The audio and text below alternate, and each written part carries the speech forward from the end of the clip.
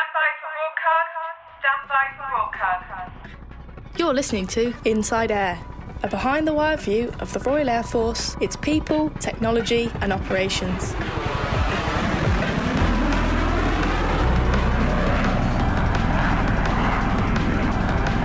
Hello, I'm Flight Lieutenant Peter Lisney, and in this episode we say goodbye to the iconic E-3D Sentry. We'll also reheat a few stories just in case you missed them, but first, see if you can identify this noise.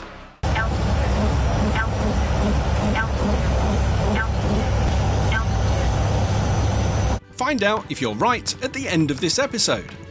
Now, unmistakable because of its giant rotating dish, the airliner-sized E-3D Sentry, also known as AWACS or Airborne Warning and Control System, recently flew its final operational mission before retirement later this year. Our correspondent, Squadron Leader Darren Scales, went on board to find out what made Sentry so special. And the Tornadoes had shot down every single F-15 in the exercise on that day. This is a difficult aeroplane to fly, there's no doubt about it. Mentally and the workload was very, very intense. Rumours of there being a microwave on board the E3 are completely spurious. The one microwave we do carry is on the roof.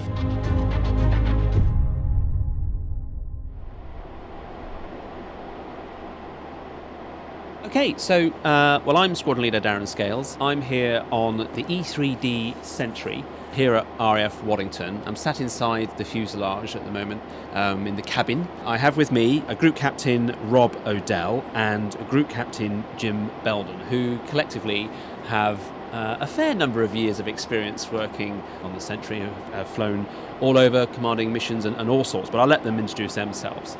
But just to say that this is a really interesting time to be here on the Sentry. I was here back in 1994 after I graduated from IOT, and I held on the squadron for a few months before I moved on to other training. So it's really nice to be back here and to hear and smell the aircraft hasn't changed a bit.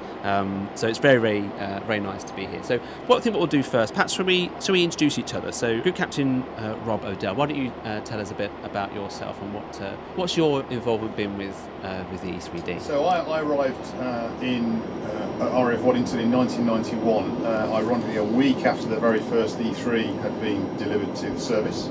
I subsequently served with 8 Squadron and 23 Squadron flying operationally in the Balkans, and then came back as a flight commander when I served operationally over Afghanistan and then Iraq, and returned as OC 56 Squadron, looking after operational test evaluation of the E3 and a number of other I-Star aircraft.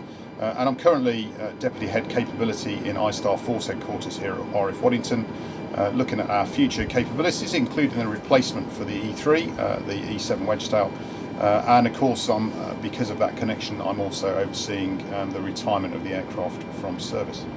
So in simple terms then, I suppose you were more in the back of the aeroplane, so not so much perhaps flying the aircraft, you were like the mission side, is that right? I was on the mission crew side, so as an ESM and surveillance operator, then going to surveillance controller, manipulating and setting up the radar and the IFF and the primary sensors of the aircraft. And then I eventually ended up as a tactical director, so in charge of the entire mission crew down the back of the aircraft. So there's quite a lot of jobs in the back here, isn't there? It's not just looking out and seeing who's out there and stuff. There seems to be a lot of breakdown of what goes on in the back here, like you said, identification, recognition, and a few other things. And perhaps we'll talk a bit about that later on, about what those breakdowns are. Wow, okay. And so Group Captain Jim Belden, perhaps you could tell us a bit about yourself and your time with the Sentry. Well, I arrived in February 1997 directly from navigator training, so it was a baptism of fire for me, really.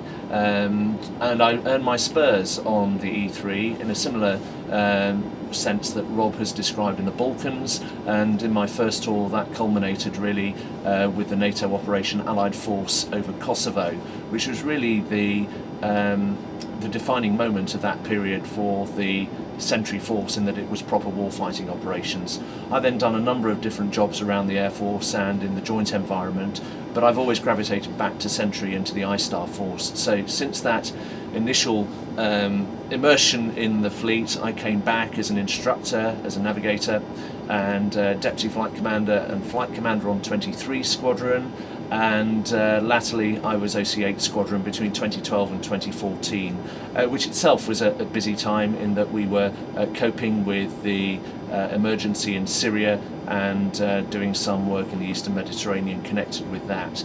I now serve as the I-Star Force Deputy Commander, and until this capability was down declared to NATO at the end of July, I was the E-3D component Deputy Commander for the NATO mission.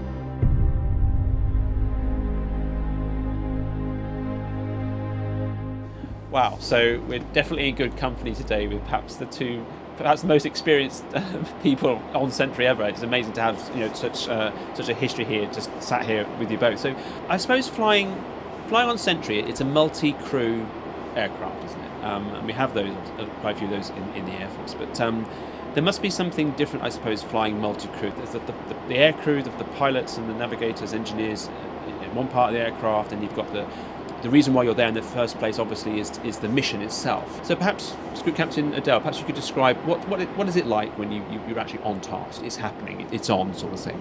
So when you're on task, I would say there's a quiet professionalism that goes on. There's not particularly much shouting or anything like that. The mission crew is broadly divided into two main bits. You've got the surveillance section, who, if you like, provide what could be described as the foundation for the mission. So the air picture and also the maritime picture as well. So it's often forgotten that the AWACS has a very capable maritime surveillance capability. So the surveillance team will be working with the radar and the identification friend or foe system to compile a picture over a very, very large area. And that's then augmented by the electronic support measures, so the passive electronic surveillance to detect radar emissions out there, which can help us identify aircraft, shipping and ground activity. So that surveillance picture is transmitted to any number of external organisations, ground stations, naval ships and other aircraft as well. And it's also used, of course, by the second side of the AWACS mission crew, which is the weapons team.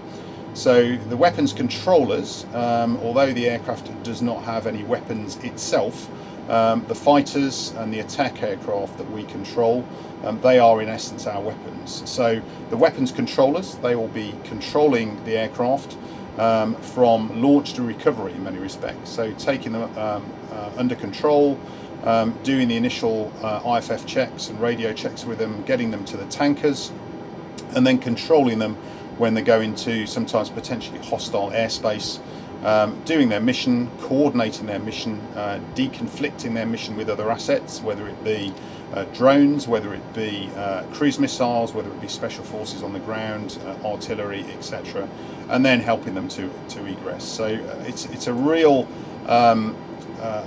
very complex interrelated activity that goes on board the aircraft, and that's overseen by the final member of the mission crew, the tactical director, who oversees all of that activity.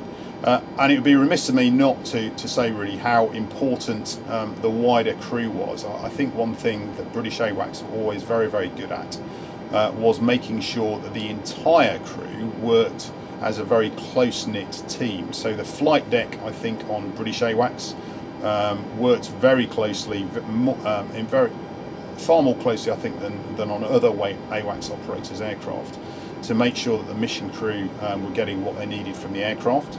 And also we had 3 airborne technicians and a communications operator on board who assisted the mission crew in ensuring that the sensors, data links and computer systems on board were properly configured and operating well. So it was a really broad mix of aircrew on board, and it was a real privilege to work with all of those guys. I think what you're describing there almost is like, and I know it's not an air traffic control in the sky. I remember being told when I was in fighter controls that air traffic controllers try to keep the aeroplanes apart and fighter controllers want to put them together. But I think what you're describing there is that you talked about getting the aeroplanes in the right place, you talked about identifying other aeroplanes, and then they had to go and refuel before they could go onto task, and then bring them back. So you're really looking after a lot of assets whilst airborne yourself. Is that right? Yeah, it's a principally a command and control aircraft, but also with its own inherent surveillance and intelligence gathering capabilities as well. So, yeah, looking at coordination and command and control of joint assets, aircraft, naval assets, and also land assets, special forces on the ground, forward air controllers, and also ensuring that the various joint fires, whether it be attacks from the air, cruise missiles coming from ships and submarines, artillery, etc., were properly coordinated, deconflicted, and obviously that any danger of things like collateral damage was absolutely minimised. I was a navigator, and as most people do, they spend a certain amount of time learning the job to be as good as they can be, initially obtaining combat ready status on the squadron. At that point you feel that you are in a position to devote a worthwhile contribution to the whole team. I would perhaps just mention, if I may, drawing on something Rob said about what happens in the mission crew compartment and that sort of quiet professionalism. From a more perhaps distant perspective, because Rob would have been right in the middle of all of that as a tactical director and before that surveillance controller. But as a flight deck member, we hear a lot of the conversations that happen on the mission crew. Not all of it, because there are different communication nets.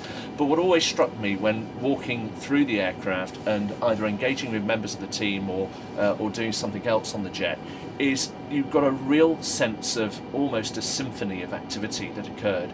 So whilst most of the communication is through the headset, it's voice, it has to be very precise, very abbreviated, there is an awful lot of body language involved as well, and you see the eye movements, the gestures, the pointing out at screens of various things, and in a very, very busy period of operations, often the mission crew wouldn't be leaving their seats for hours and hours on end, and it would be relentless. But what I really remember from all of that was that it was a coordinated symphony of activity, and I was always mightily impressed by what I saw there. I'd also just like to mention, if I may, that coordination function between the flight deck and the mission crew. There were times, I have to be honest, where sometimes it worked better than others, but when it worked very well, my role as a navigator quite often would be that go-between person between the tactical director and the flight deck. I would be poring over maps with the tactical director, remembering back to Kosovo, for example. The tactical director and I would absolutely be scrutinising our orbit position, very much aware of where the threats may be, where we thought they may come from, optimising the sensor on the aircraft so that we could see into the valleys where enemy aircraft might be hiding or emanating from, and so that synchronization was very, very key. And my role as a navigator, I think that was where we earned a lot of our money. And also, we mentioned air-to-air refueling as well, and that may be something you want to discuss a little bit later. Well, yeah, I'm just thinking, why don't we wander over to the cockpit, sit in some of the chairs, and then let's talk a bit perhaps about some of the sort of the front end of the aircraft first, and then we'll perhaps wander back and look at perhaps some of the mission control areas, the consoles and stuff like that. Shall we wander over? That might be nice. Back sort of down memory lane almost.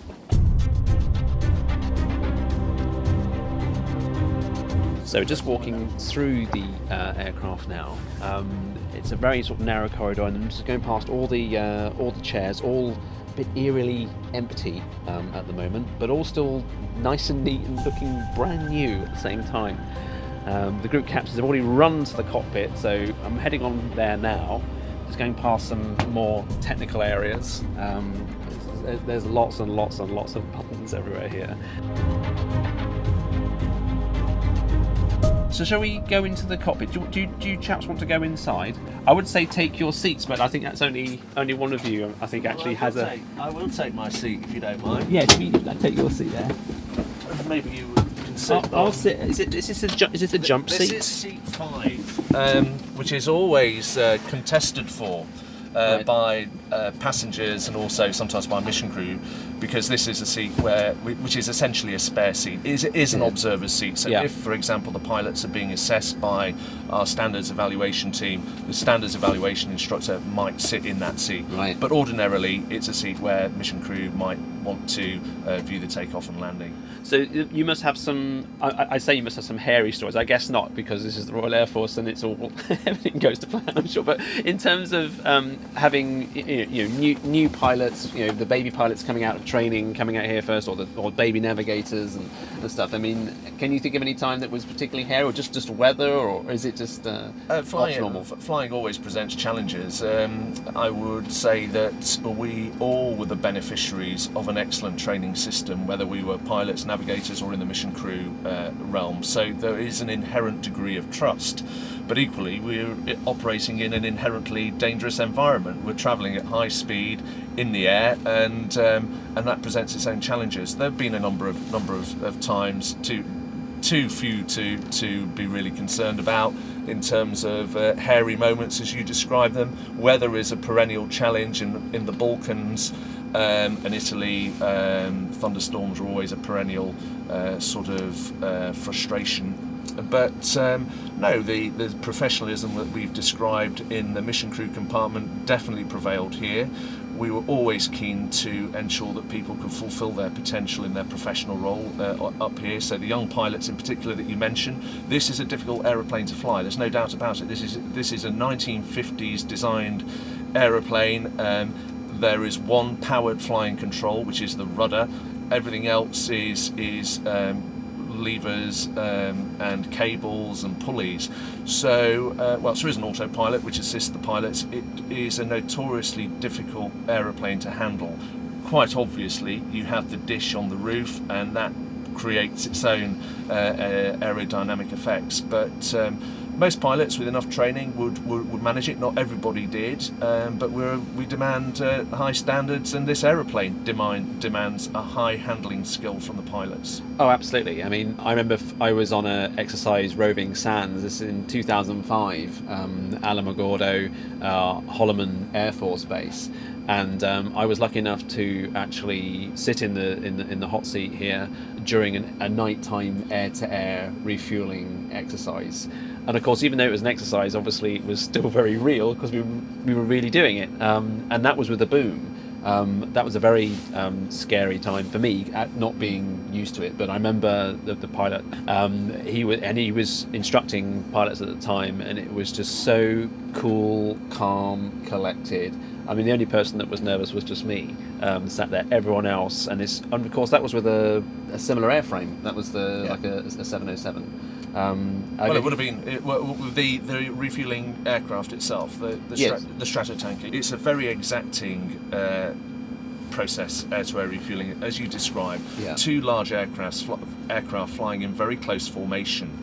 I've already described the challenges of handling this aeroplane, which make that particular aspect of flying Sentry the most demanding for the flight deck and the pilots in particular. Not least because you're taking on a colossal amount of fuel. For example, in Afghanistan in the sort of 2001 to 2003 era, you might, for example, be taking on board 80,000 pounds of fuel, which when you're handling an aircraft which isn't endowed with all those sophisticated fly-by-wire systems that help the pilot, means that the centre of gravity of the aircraft can change markedly during the time that you're in flight refueling, maintaining a very precise position in formation with the aircraft in front. Yet the weight of the aircraft is changing, and the distribution of that weight is also changing. So it's tough. Oh, definitely. It's remarkable. Good, Captain O'Dell. So obviously you spend most of your time in the main cabin of the aircraft, but I assume that you're communicating with the crew here at the front, and I guess there's an element of them needing to be in the right place at the right time. Or do you communicate with them? So during a mission, what sort of relationship do you have when with the crew at the front, and what happens afterwards when you land? Are you all chatting about it afterwards? Yeah, I mean, we would obviously have a pre-mission briefing before we walk to the jet. During the mission, it was always important for the tactical director in particular, I think, to augment the situational awareness that the pilots flight engineer and flight navigator would get from listening to the single mission net that they'd get. But as Jim said earlier on, there was an awful lot of other information being passed around on the other mission nets that they wouldn't otherwise be privy to. So I would update them periodically on that, and particularly threat. So if there was a threat to the aircraft, and you would then coordinate very closely with the flight deck to coordinate the retrograde from that threat. And also going back to the tanking, as Jim rightly said, very, very demanding task for the flight deck and the pilots in particular.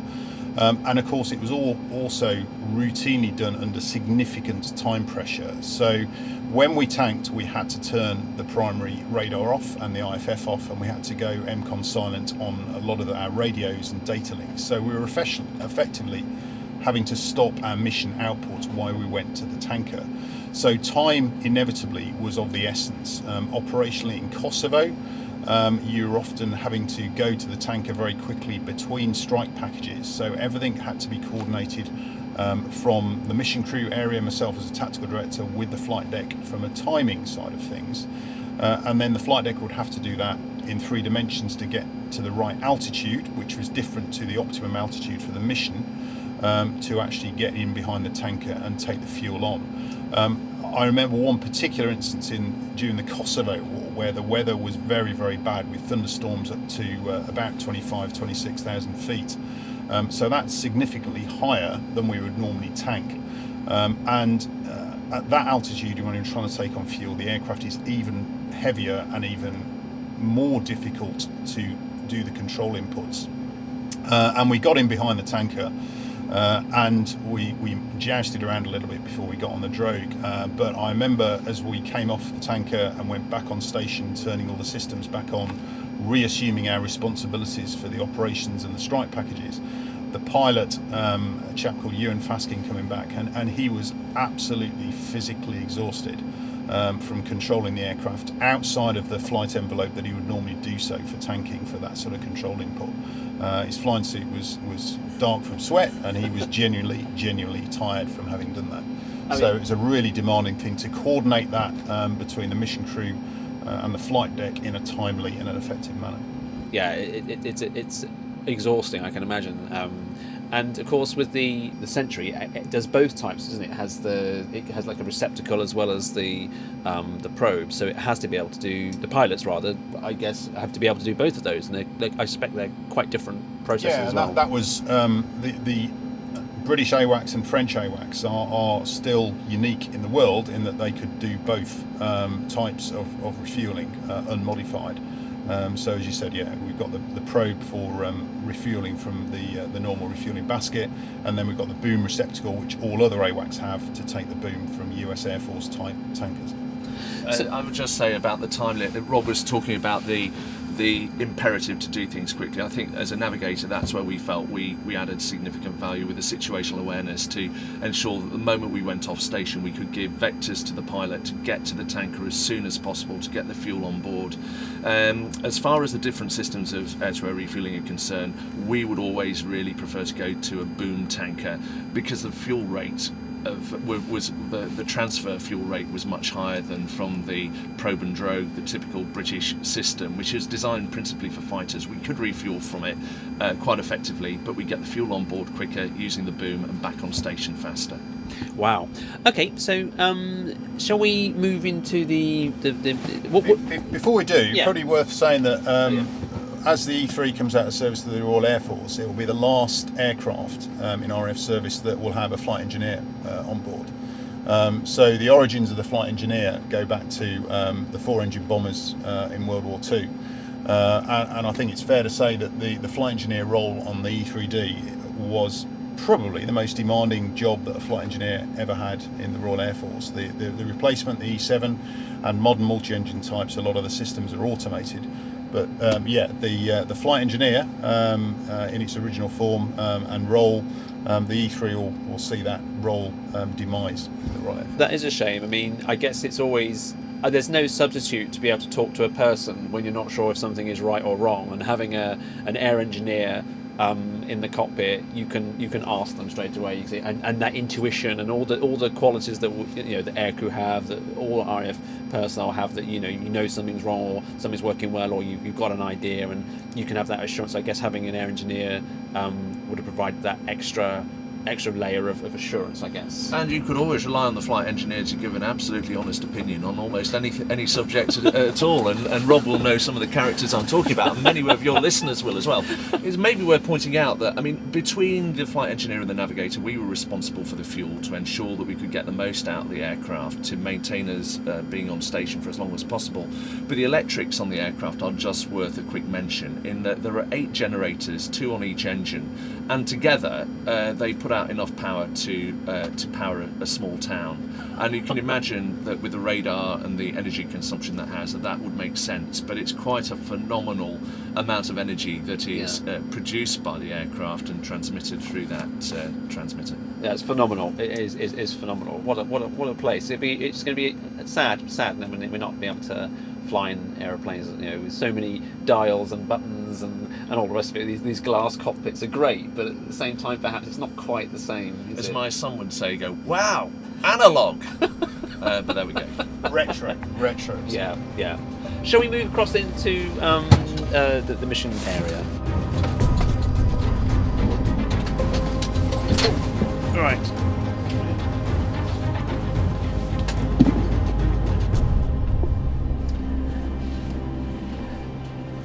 Perhaps if we sit here, and then I can. I'm going to grab my seat. Yeah, that's your. Okay, yes, that's a good idea. Yes, absolutely.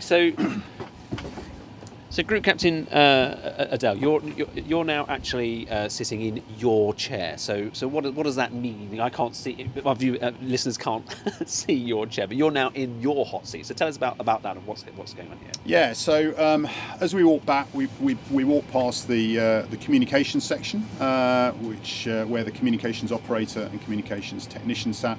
They configured all the huge amount of communications that we had on the jet. Then it was the display technician who looked after, as the name suggests, the mission displays and the computer systems that run that. And then you get to the heart of the aircraft in many respects, the bank of, or the group of 10 mission consoles in 3 groups of 3, side by side, and a single console on its own behind those. So I'm sat in the tactical director's seat, where I spent many thousands of flying hours. It's a relatively comfortable seat, and I would sit here and try my best to orchestrate the mission crew on the mission for however many hours that we were on station. And so, obviously, you're all sat in your chairs, and they swivel around so you can all face the console, almost a bit like an egg box, almost like you say, sort of 3 groups of 3, 3, and 3, all neatly divided into areas of responsibility. And you all have your headsets on, and you're all talking not just to each other, but potentially outside agencies as well, and obviously the flight deck technicians and stuff. But I can see that you could easily stand up and lean over to the next console. Is there a temptation just to sort of point to someone else's screen and say there it is, or would you stand up, or is everything you just don't even need to see each other? There was occasionally a point, as Jim mentioned, with some of the hand signals that if I was on a radio and someone else called on another radio, I might point to another crew member, and he would know immediately I wanted him to pick up that radio call. Otherwise, the messaging on the consoles, you could send into console text messages. You could send arrows or pointers to highlight particular things with a message to say, right, keep an eye on this might be a contact of interest, etc. One of the big things that was a shock for anybody coming into the mission crew area, I think, of the E3, no matter what their background was, and we had a uniquely varied number of backgrounds that came onto the mission crew of the jet, was the communications. So the comms panel for the mission crew members, you could listen to 5 external radios, including the International Guard frequency, and then you had 3, sometimes 4 internal intercom nets. Net 1 was used for mission crew to flight deck coordination, Net 2 was for the weapons team, Net 3 was surveillance, and then there was a maintenance net as well for troubleshooting by the technicians on engineering issues. If you wanted to have a private conversation with somebody, if they perhaps made a little bit of an error and you wanted to chat to them without embarrassing them, and I sometimes received those calls as well, I hasten to add, then there was also a telephone effectively that you could have a private chat on. So all of those comms would be going simultaneously, and on a busy mission you had to very quickly develop a talent to listen to multiple conversations, and you would see mission crew members manipulating the radio volumes as various activity happened to make sure they were listening to the 2 or 3 most important conversations at any one time. Definitely a lot going on. I guess it's almost a bit like I was going to say, like when those silent discos that, everyone goes in a disco and they have their headsets on and they're all dancing in silence. And here it's all very relatively quiet, but if you actually put the headset on and tune into what is happening, it's the absolute opposite. There is so much going on. It's and obviously different periods of intensity and relief, I guess, and then ultimately you get some time off, and then eventually it stops, and you can rest, or you hand over to someone else and finally breathe out. Do you ever get that sort of sense of victory, or some sense of satisfaction once you've come off console or you've come off mission? And how does that feel if you're on a good sortie? Well, on a good sortie, when you came off task, you'd still be pretty busy. We're collecting all of the mission data and documentation that we used to carry. So literally, we had boxes and boxes of those sort of that sort of material. Most of it secret, or even higher sometimes, that we had to collect in, correlate, get back in, and also, of course, would be some fairly comprehensive mission reports that we'd also have to fill in. But of course, we'd also have post-mission debrief. We'd often have a quick debrief in the area behind the mission crew areas, commonly known as a ballroom, where there's not a usefully empty area. We'd get together, particularly with the airborne technicians, to review the mission, and that was ahead of when we landed, where the whole crew would get together and be led by the captain, who was always the pilot, for the full crew debrief. I guess that the one group of people that would not be there for the debrief would be the pilots of the other aeroplanes, the fighters that you were working with and stuff like that. So was there an opportunity to engage with them, or sorry? Well, you've jogged a memory of mine. I'm going to ask Rob perhaps to expand on it a bit, but there are occasions when you do meet. So on exercises like Red Flag, and both at Nellis in Nevada and at Elmendorf and Fairbanks in Alaska, I'm reminded of an incident where we did exactly have a big debrief, and there was one occasion. I think it's important to know where do we get our feedback from about where we judge ourselves to be in terms of our effectiveness, and very often it's the feedback we get from those whom we've controlled.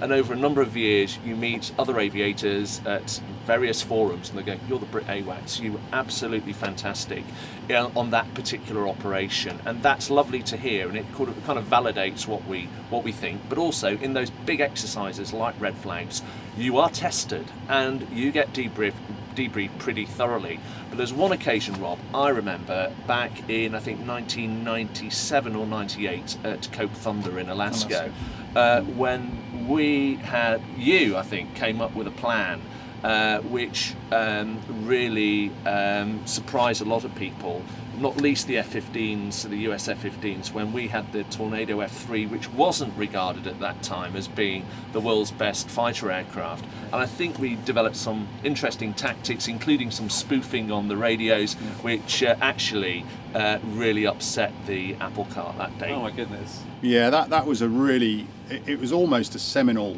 exercise, that, because as Jim said, the Tornado F-3 at the time, it was designed for long-range interception. It wasn't as agile as the F-15s that the US Air Force were flying.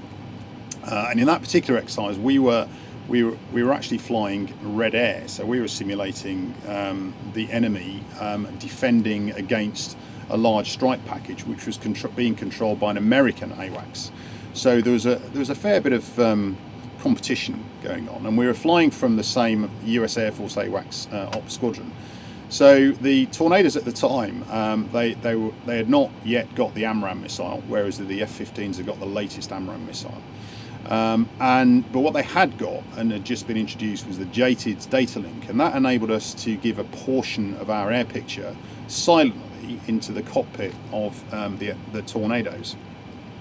And that allowed them to do some really radically different tactics. And long story short is that when we briefed, the American F-15s walked for the exercise flight that day on the first time we did this, very confident. I heard one of them even say, they're F-3s, it won't be a problem. A few hours later we returned and the Tornadoes had shot down every single F-15 in the exercise on that day, and including one guns kill, which was particularly embarrassing for any red-blooded fighter pilot.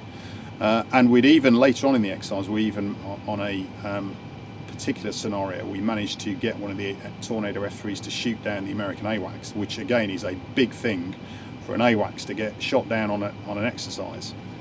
You've always got to protect your AWACS because that's the crown jewels. So we had a fantastically successful exercise, and I remember that first day, the F-15 crew pilots walking back in for the debrief, the mass debrief, in absolute shock, not quite believing what had just happened. And that was, as Jim says, that was a particularly memorable sortie and exercise. Yeah, that sounds amazing. I wish I can just imagine that. Just thinking, everyone. Because I remember even when I was in the Air Cadets and in the beginning of my career in the Air Force, and even now, everyone talk, F-15, super maneuver, all the rest of it. But it's not just how good the gear is. It's what you do with it, and it's also thinking outside the box. And that, I think that's what we've done really well, particularly in the Air Force generally. We have to think outside the box a lot of the time, and I think that's a wonderful story, a wonderful example of just how it's always nice to give the F-15s a bit of a kick in every now and again. So that's lovely.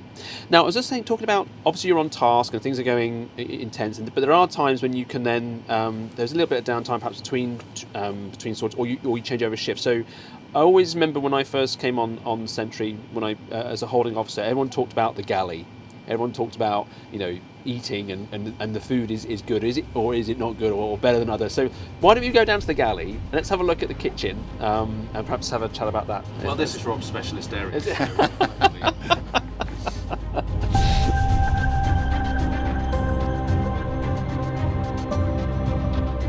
So walking now down to the rear of the aircraft, there's some sort of standard sort of passenger seats and some bunk beds that are all sort of retracted up into the side, so the crew could actually get some sleep time if they wanted to get some sleep. I guess did they ever get sleep? Yeah, it was, especially on extremely long sorties where you might fly with an augmented crew. So you may fly with an additional pilot, flight engineer, navigator. You may even have some additional mission crew. But in order to mitigate against fatigue, they could be used. Okay, so this is the galley. So how many? Let's say. So how many ovens do we have? And how's that you've got 2 convection ovens. You've got 2 fridges, and then you had 2 freezers of varying levels of effectiveness. But they're relatively small. The convection ovens, as you can see, about 8 different shelves in there. Lots of trays. And basically, before the flight, the most important thing that would get loaded on board was all the in-flight rations that would get put in.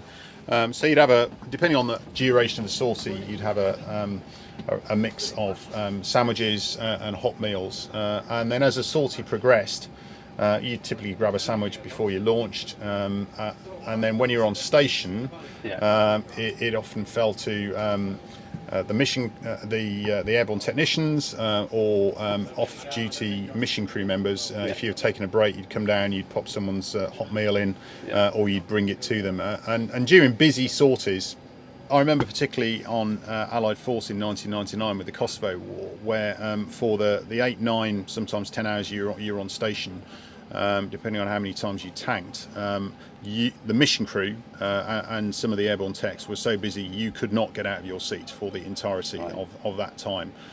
Sometimes you couldn't even go down to go to the toilet. So there was food constantly being brought to you to make sure that you were properly fueled during the sortie, and that was genuinely really important, because although you're not physically exerting yourself, you're strapped into a seat. Mentally and the workload was very, very intense during that period. So it is important to be able to take a few bites out of a sandwich or out of have a few mouthfuls of curry during a sortie, and it's particularly good if you're talking to a tornado that's been up for a few hours, that you can tell him that you're having a curry, whereas he can't. There is a rumour. A lot of people who talk about Sentry, as you rightly say, Darren, talk about the galley, and then people go, "Oh, you've got a microwave." Well, I would just like to inform your audience that rumours of there being a microwave on board the E3 are completely spurious. The one microwave we do carry is on the roof. Okay, I think we're going to a couple more questions. Same question each. So, fondest memory. What are you going to miss the most about Sentry? I mean, there is obviously Sentry's being replaced. There's going to be a new aircraft. Some new crew. Some of the crew will move across. New memories, new capabilities, and all the rest of it. But the fact is, Sentry is over, and it's time to move on. So, what are you gonna miss, or what perhaps do you think has been so unique or special to you about flying on Sentry? I imagine that we may say something similar, but Rob will have to test his imagination in a minute. It's obviously like most people, I think, would think about in their careers, and that is the people with whom they've served. I've made huge numbers of friends through Sentry. We've sat shoulder to shoulder and literally back to back with the flight engineers, the pilots, and everybody else involved. I think we're really proud to have had what at one time and for a long period of time was the very best capability of its kind in the world. That was mostly because of the extraordinary capabilities of the people, and we've overcome some technological challenges. The great sadness is that this capability was not invested in to keep it at that level of capability. We made up for that shortfall partly through the quality of our people, but at the end of the day, as you say, time moves on, but we're moving to a new era with something that is ultimately much, much better than this aircraft has been. But in its heyday, it was wonderful, and it was wonderful because of the quality of the people. Yeah, I think the blend of a uniquely varied mission, in that on one day you could be flying in support of strike packages over Iraq or Afghanistan. Within a few days, certainly a week or so, you could be flying a humanitarian aid, disaster relief type mission, or doing counter-narcotics operations somewhere else in the world. The AWACS, you have a uniquely large picture, and you get involved in almost all aspects of not just air power but also maritime power and land power as well.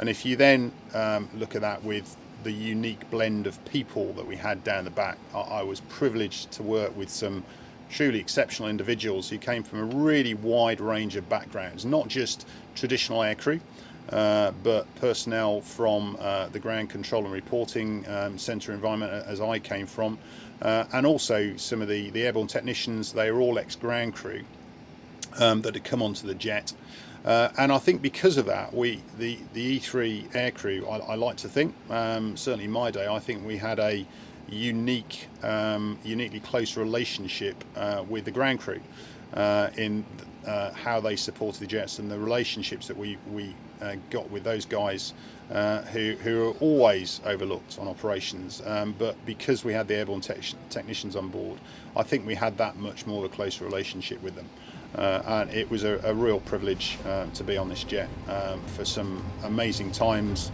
Sometimes they were difficult times, but yeah, some very, very happy memories and some fascinating missions I sort of flew here. Group Captain Belden, Group Captain Odell, thank you very much for sharing this last time on Sentry with me today. Thanks, Rick. Thanks again. It's been a pleasure. Thank you. My pleasure.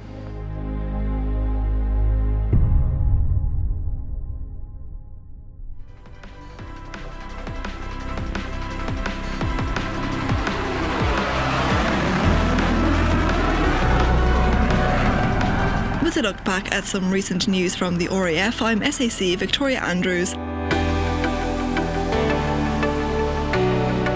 While air-to-air refuelling is commonly associated with the RAF's Voyager platform, personnel have now been developing other refuelling capabilities. Personnel from Fuel Support Team, part of No. 1 Expeditionary Logistics Squadron based at RAF Wittering, have deployed alongside No. 30 Squadron at RAF Bryce Norton to develop the air-landed aircraft refuelling system capability used by the A400M Atlas. The team take fuel from a large multi-engine aircraft like the Atlas and transfer it into a tactical refuelling facility on the ground to provide support to aircraft forward deployed from their main operating bases to more austere locations. A detachment of RAF personnel have been in Iceland with an Atlas A400M and a Poseidon MRA-1 aircraft as part of increased cooperation between the UK and Iceland. Air Officer Commanding No. 1 Group Air Vice Marshal Alan Marshall described the short detachment as a notable event. Keflavik Air Base provides us a huge opportunity to demonstrate and practice the agility and deployability of our forces, and it'll allow us to extend the reach of our maritime patrol aircraft in the North Atlantic over the coming years. The response capability of RAF Odium's fire section has been boosted with the arrival of new state-of-the-art vehicles. The MPRV and Striker vehicles provide advanced, reliable platforms with the very latest enhanced capabilities needed for modern firefighting. And finally to sport, which is very much back across the board. The team in light blue clinched the wakeboard and ski inter-services trophy in Lincoln, while boxers from as far as Akrotiri travelled to RAF Bulmer for a 9-bout card. The RAF regular and reserve Kawasaki bike team took top spot at Donington Park for the first time, and the rowers came out on top at the Joint Services Regatta. That's Reheat on Inside Air.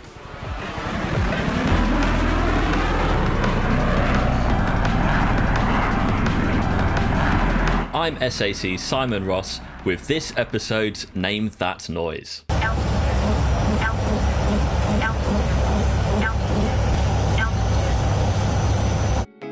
That was the sound from inside the cockpit of a low-level flying C-130J Hercules. You may have even heard the wipers. The Hercules is the RAF's primary tactical transport aircraft and has been the backbone of UK operational tactical mobility tasks since it was brought into service in 1967. The aircraft has the ability to airdrop a variety of stores and paratroopers and operate from natural surface landing zones. To conduct these missions, it is vital that the Hercules crews are highly skilled in low-level flying. Personnel from RAF Bryce Norton recently practiced low-level flying and simulated airdrops as part of exercise Tartan Spirit.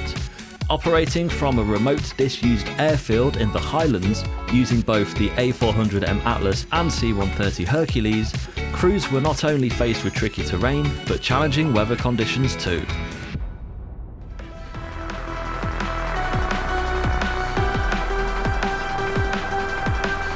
That's all for this episode of Inside Air. Please give us a review and subscribe on your favourite podcast app, and join us again soon. You've been listening to Inside Air, a behind-the-wire view of the Royal Air Force, its people, technology and operations. If you're serving in the RAF and have a story for us, please speak to your unit media and communications officer. Inside Air is written and produced for the Royal Air Force by RAF Media Reserves.